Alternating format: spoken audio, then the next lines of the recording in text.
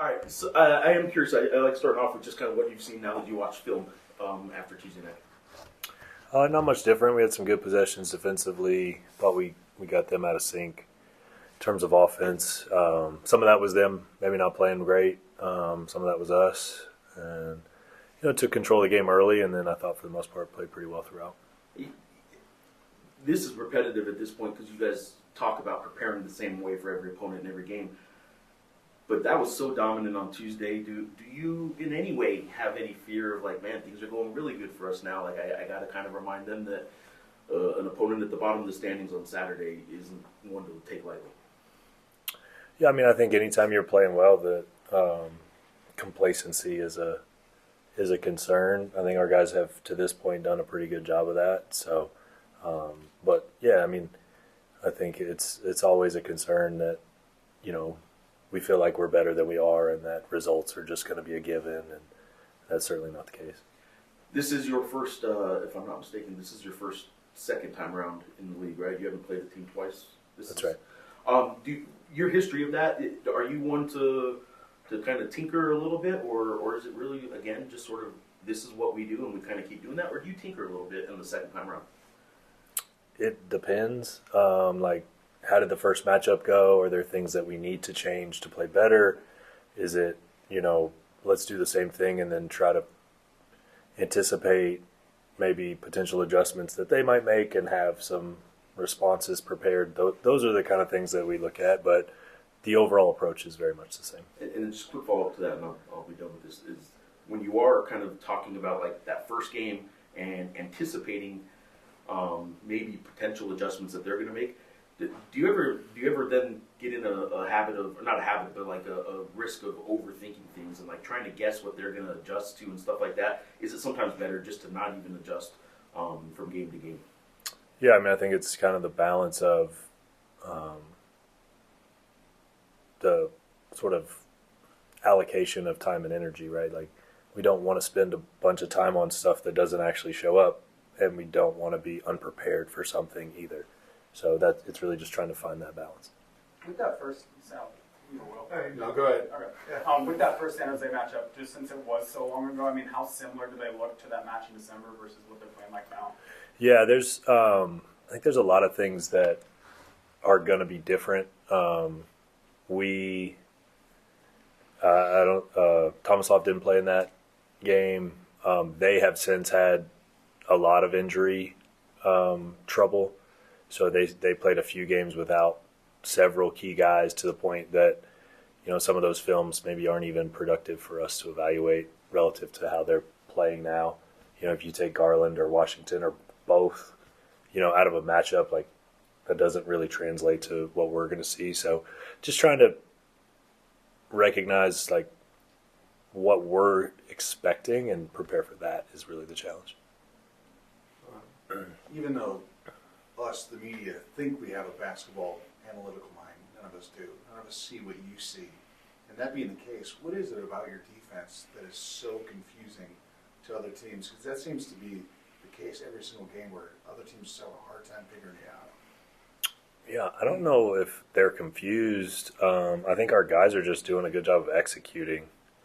We feel like when we execute, we're able to be disruptive, take people outside their comfort zone in different actions or personnel. I think our guys are just doing a good job of executing. Coaches are doing a good job of creating a plan that we think will, give the opposing offense some trouble, and really just trying not to let people beat us with their fastball, so to speak. And then you have a vote in the top 25 poll, right? The coaches poll. Do you actually do that, or does Steve do that, or one of your assistants? We do that together, our staff, yeah. Like, what would it take for you to put yourself in the poll, or, obviously Utah State was in there, but what would it take to impress you enough to do that? Yeah, we'd have to play like a top 25 team. You don't think you've done that? No, I don't think we've, like our whole body of work is not at that level now. Yeah, Coach, San Jose State, they've actually played a decent 80 minutes of basketball their last couple games. Close game against Wyoming, played a good game against Boise State in the first half. What have they been doing well the last two games that concerns you? Yeah, I mean, again, that they're getting healthier, which is a big thing. Like prior to those two, they really they struggled. I think Washington shot it really well in the first half to kind of keep them going. So a lot of it's kind of personnel, not letting their best players do the stuff they're great at to have big games. We played them the first time. Kobe Garland had 30, 31, 30 plus in that game. So, that's something that we've got to do a better job of. If you let their leading scorer get 30 plus points, that's not ideal. So, I mean, I just think it's for us just trying to execute and keep guys from having big nights or keep them from being efficient. You guys are halfway through the conference season. I've had a lot of guys have had some individual success, but Tomislav and Jake are kind of at the top of the list. Are they in contention, in your opinion, for some end-of-season Mountain West awards?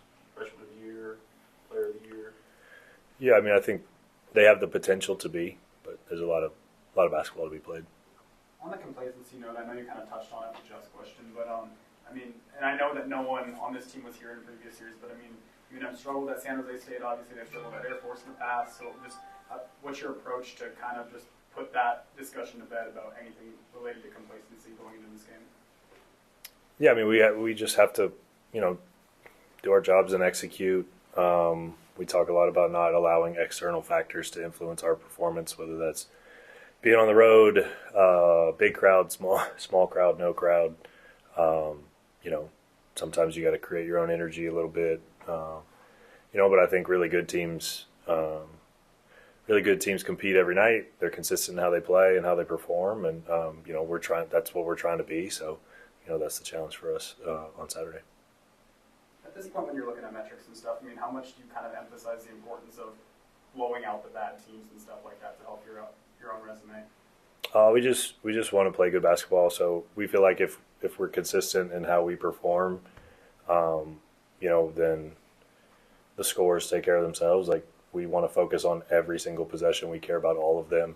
I thought late in the last couple of minutes we weren't executing great offensively against UNLV. We missed a cut.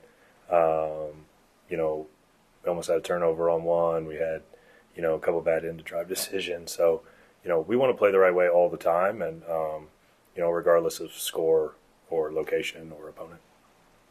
To follow that up real quick, the Fresno State finish and the UNLV finish with their 13-0 run on Tuesday and stuff like that, it does affect some of the metrics. I think Ken Palm's adjusted for not a cap, but maybe diminishing once the score. Anyway, if you don't score a certain amount of points, obviously the efficiency numbers aren't the same. So I am a little curious if that's then talked about with Milos or Tomeo or the guys who may be at the end of the bench or maybe closing out some of these games, and the importance for them to be ready too to keep playing the way you guys play, because those 13-0 runs hurt your guys' ratings.